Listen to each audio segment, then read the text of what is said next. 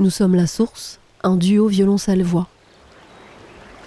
On a voulu, en fait, face au bruit du monde, face à la violence, revenir à la source. Construire un duo avec vraiment très peu de choses, juste un violoncelle, juste une voix.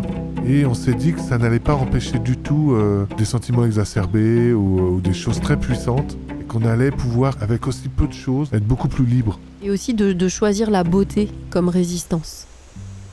On est basé dans la Vienne, à côté de la Creuse, juste à la frontière de la Touraine Sud et de la Vienne.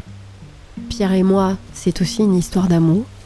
Et on a eu envie de partir vivre plus proche de la nature, de créer nos rêves dans la forêt.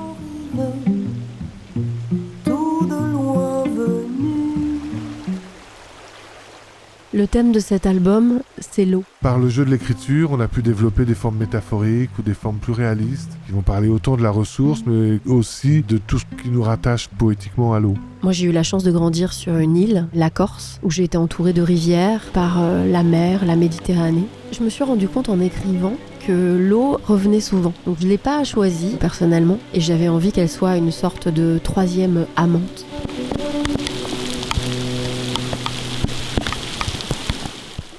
Pierre et moi, on est sur un pied d'égalité. C'est vraiment important pour nous, on fonctionne collectivement. En général, moi j'arrive avec une mélodie. Moi, je vais me l'approprier en créant des arrangements ou en créant une forme qui va me permettre au violoncelle de l'exposer. Concernant le texte, c'est beaucoup moi qui écris en qualité d'autrice, de poétesse. Et ensemble, on élabore la composition musicale.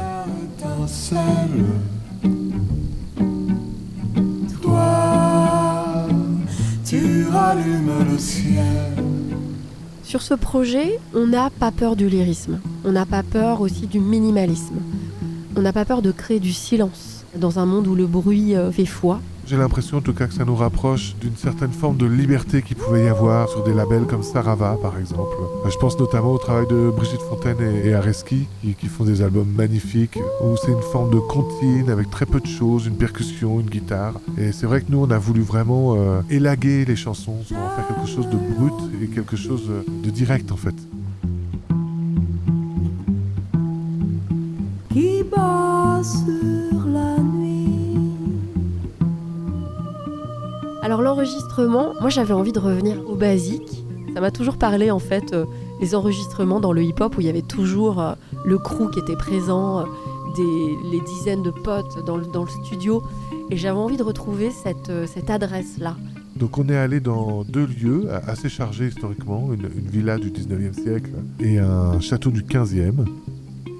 Et on a, avec Édouard Bonan en ingénieur du son, on a enregistré un album, soit toute la journée dans les espaces différents de chaque lieu, qui permettait en fait de s'approprier le son de cet endroit. Et le soir, en fait, on créait une forme d'enregistrement public et on allait comme ça juste jouer tout le setlist de l'album.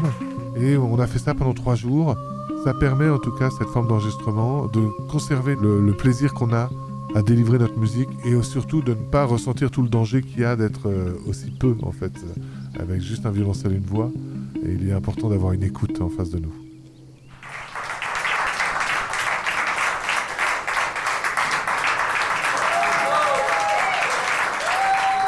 C'est un concert qui peut à la fois être vécu dans une salle de spectacle, une salle classique, un théâtre, une salle de concert, mais aussi qui peut être un concert dans la nature. C'est tout l'intérêt d'un duo, notamment lorsqu'il est minimal comme ça, on peut jouer partout. On a eu envie de cette itinérance. Océan, nous voilà drapés